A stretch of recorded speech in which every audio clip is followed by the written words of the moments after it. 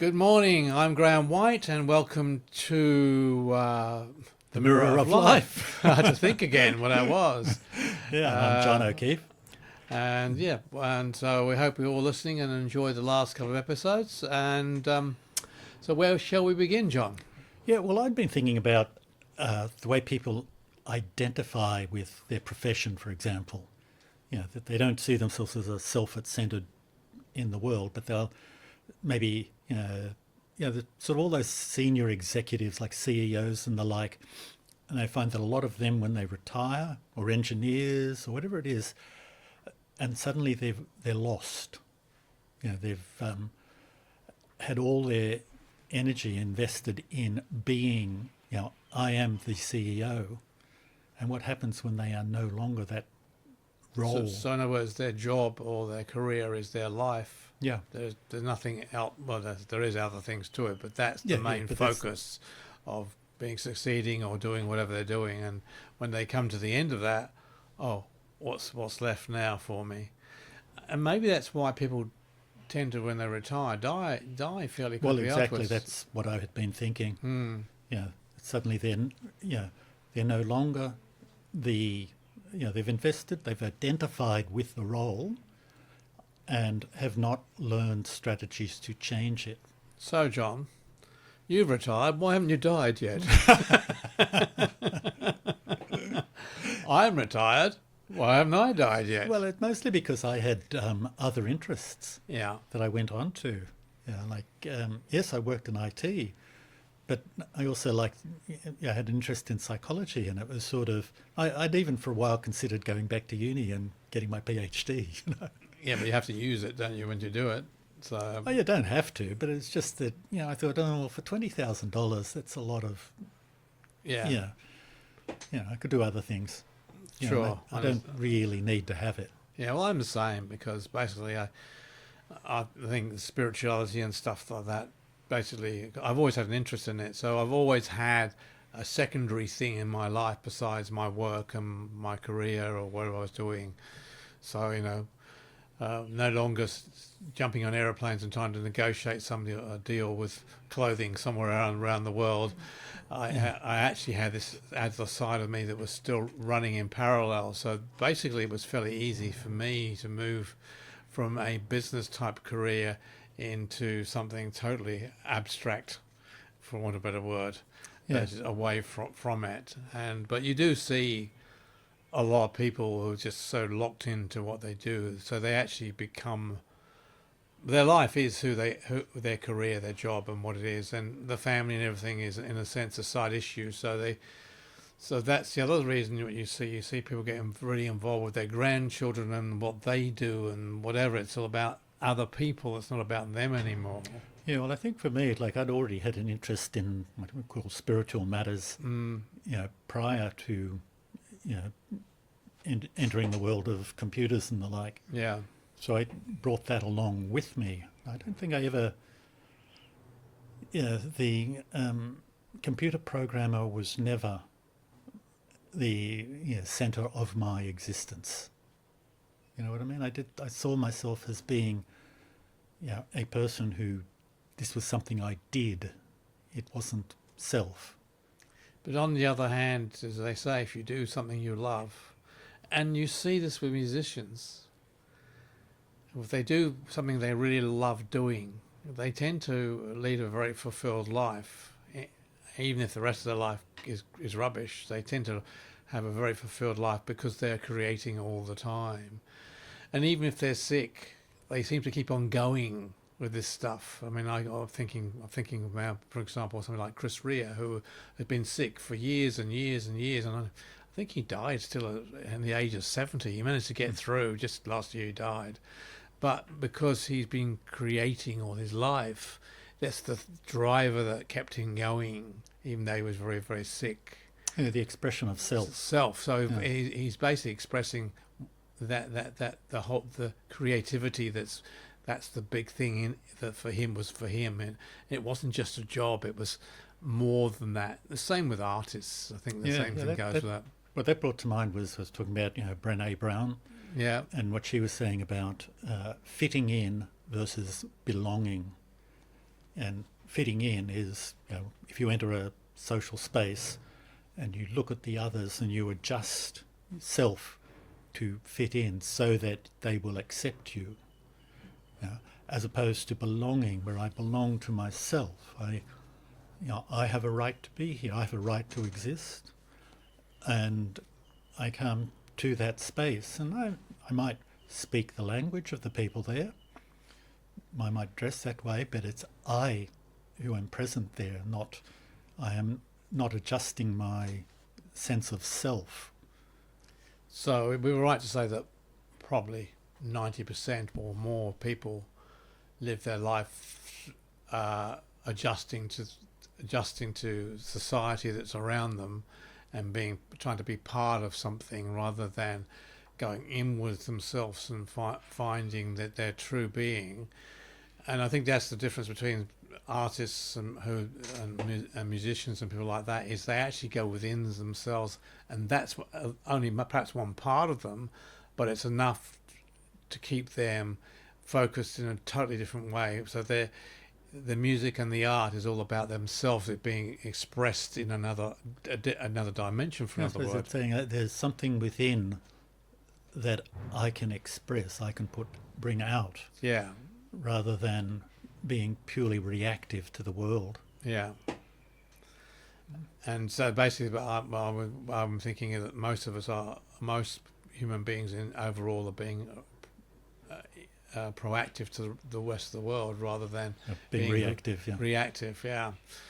So that puts us all in a very difficult position, because we can't all be artists and musicians. And as you said, some people have their career and they just focus on that, and they get to the end of it. I mean, a friend of mine was a teacher, and basically that teaching became who she was. Yeah. And so basically, that is part of, even in her retirement, she then started to teach again. And now that when she's got a bit older, she needs perhaps she can't work under that pressure. She's into something else where she still works with children, so she's still teaching indirectly. Yeah, it's hard to say whether is this an expression of self, or is this or is it the continuation of habit? I think it's part of the continuation of habit, because it's what you know, and it's very hard to shift your mind into another area of your life or area of your being, because you're so used to being that person who is expressing themselves through their career and their work, that you've never really explored the inner self. And I think this is what these podcasts are all about, is really exploring, for want of a better word, the inner self, the part of you that's outside of your physicality, and the conscious mind being driven by the subconscious mind. We're talking beyond that, and not many people get beyond that. So I think what we're trying to do, and tell me if I'm wrong, is trying to let people know that, in a sense, through our various discussions, that there is something beyond the life that you live. Oh yeah, or whatever. I think what for me, as you were speaking, I was thinking of was the notion of success. In our society, it's not pressed that hard, but financial success, like getting lots of money is considered being successful. Well, you're fed that by all the advertising and promotion. You must. If you're successful, you're definitely having such and such a watch. And you look on TV, and people, you see wealthy people are wealthier than people in real life. Yeah. This sort of thing, and it's put out there that this is what is worth attaining. Whereas, I think that finding, I'm going to say, comfort in self at centre, feeling fully present is what's worthwhile doing. The way I'm being, it's not things I own or the sports I participate in. Yeah. So expressing your inner self rather than conforming to society's view of who you should be or what you should be. Or what constitutes success. Success, yeah. And so you can be successful, like an artist can be successful, but they're expressing something from the inner self, rather than whatever that they might be. You know, from the spiritual sense, as we see it, as we're talking, it may not be talking. They might express themselves through their higher consciousness, but they might be, but not consciously. Yeah, yeah. And because for me, that this whole podcast are all about trying to express oneself through one's higher self consciously. Yeah. Oh, yeah. Yeah. Yeah. You mentioned the word conformity there when you were speaking, and I thought, yeah, remember that to a certain extent we have to conform to those around us, like speaking a language, like grammatically correct language. Yeah. Yeah. That is, if we wish to communicate.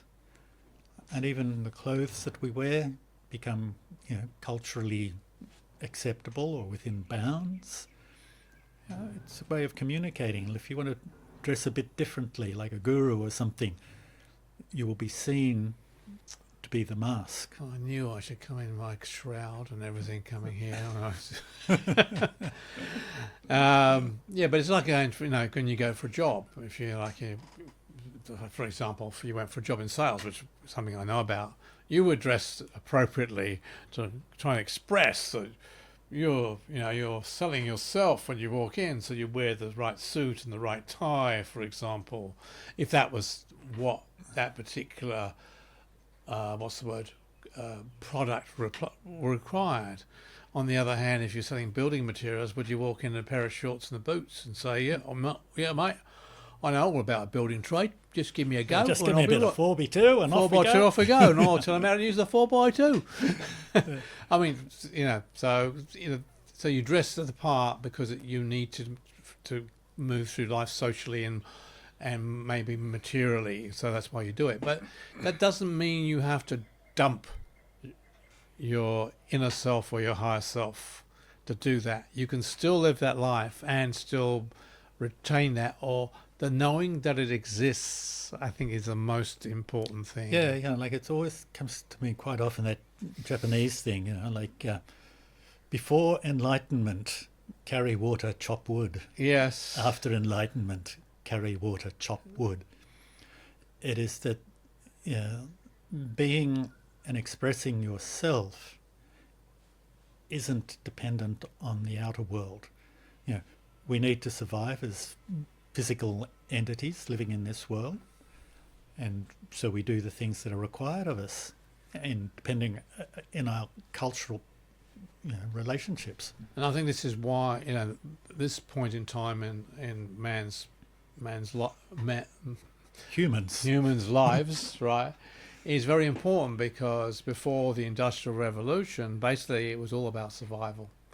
So all you could think about survival. And if you go to a third world country, you can see this again. It's all about survival. So how on earth can you think about a higher consciousness or an inner self when you're trying to find bread on the table or grain to eat or feeds of the family? You're stuck in world where you cannot move out of, because it's all about the day-to-day living.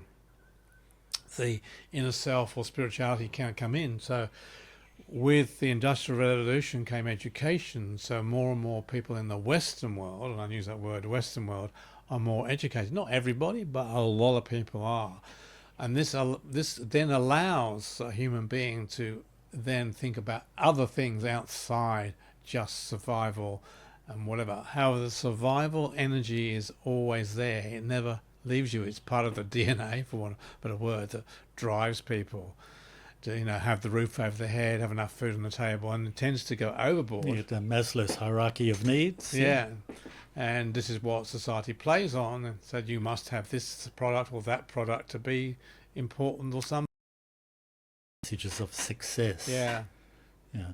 And this is success in a manufactured cultural setting. Yeah. And I think what I'm thinking of is, what is success as a human, on the inside? Like if I'm miserable in miserable in poverty is terrible. Miserable in luxury is just more comfortable. Yeah. It's still misery. As my dad said, it's better to die rich than poor. Yeah. which is, it's true to a point, but on the other hand, if you've got a roof over your head and you got enough food to eat, and your mind is still working, in a sense, that's enough, because you can still use your mind to move forward in another way, or you can, and you then say to yourself, okay, I'm comfortable, I've got a roof, I've got food, I can go from A to B whenever I want, no problem. So I can then develop my life in another way if I wish. This is the choice we're given. Yeah, and Well- the other hand is like we're talking about a CEO who retires and then is lost. Yeah, Yeah, he's dying wealthy. but still, he still has a choice. The choice is still there for Oh, yeah. him. It's just a question of finding the thing that allows him to make the choice, or as we talked about earlier in another podcast, the trigger that allows you to say, oh, hold on a moment, there's more to life than this. There's something else. I need to look into this and whatever. And just by making the statement of intent and whatever, that will then take you down a pathway you didn't envisage because you were so locked in to what you were doing. Yeah, it's always from what I found anyway. There's always an emotional commitment, to a belief, and it's a matter of finding what that emotional commitment is. Yeah, and I think you pointed out love. If you're doing what you love, it's very different to if you are doing it out of the fear of starvation. Yeah, exactly. Yeah. Well, you can't make it a choice because you're trying to survive. And even back in the old days, when we talk about, when kings and whatever were around, whatever, it was still about survival. It was about not who's going to take it away from me. Well, look, survival's always there. Yeah. Yeah, it's a question of how urgent it is. And this is what I'm getting at. The Western world as we know it and the education system we know it will allow you to do that. It will allow the space to do it. Before, that space wasn't there. Oh yeah. You were locked in. So we're as a species and as a generation, we're very lucky that we are being given this opportunity to have the space to look at this. But it doesn't mean that other people think other ways, and it's all about greed and taking and whatever. That still is a problem that is in the world. I want more of that. Okay. Or I want power, or I want this. Okay. So what I'm hearing is that there are a lot more distractions. Yeah. It is, your bloke working in the fields doesn't have a lot of distractions. You know what I mean? Yeah. It's like swings and roundabouts here. And in our world, where we have the opportunity, there are also a lot more distractions. And it's, getting to that point where if I say, this is actually worthwhile, to follow, my heart, to feel good about what I'm doing. This is a worthwhile pursuit, and it's worth more to me personally than any amount of appearance of success in worldly eyes. But you've got to get to that point in your life where you then ask that question, for whatever words, when you say, hold on a moment, there's more to life than this, for example. Yeah, well, look, I mean, that point came to me in my early 20s. Yeah. What is going on here? Why are all these people running around busily doing things that seem to me quite unimportant? Yeah, well, because I had the same thing. Because I'm basically, I always thought there's more to life. I've always thought there's more to life than this, and that's why I ended up in a bookshop pulling out books, thinking, well, this is the esoteric section, or in that day it was called the occult section, and pulling out books and saying, well, there must be more to life than this. So I started on that pathway very early, and I think of that in a sense, it's not a grounding. It's like that doubt about what the world is offering you comes in, and you say, well, okay, and it didn't leave me ever, quite. It did sometimes, because I can remember thinking, why do I want to be successful was for a big thing for me, and the reason I wanted to be successful, I wanted to prove something to my father. Yeah. Why do I want to prove my father? Because I want to be loved. Yeah. I mean, this is the reality. Again, we're back to the fitting in. Yeah, so again, it goes like- back to that. So you get dragged back to this constantly, but Yeah, because that's a there's distraction. distraction, but because that underlying thing is there and it's never left me. But a lot of people don't get that because that underlying thing is there. It's allowed me to, in my older age, Poor old fella. yeah, poor old fella, older age, to look at life in a different way and say, hold on a moment, I'm comfortable.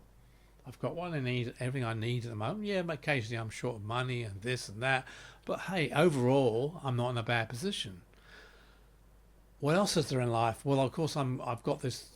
Always had this spiritual thing in my life. So let me develop that. So I'll go and have a podcast with John, for example. No, this is a good example. It's a way of opening up and exploring things.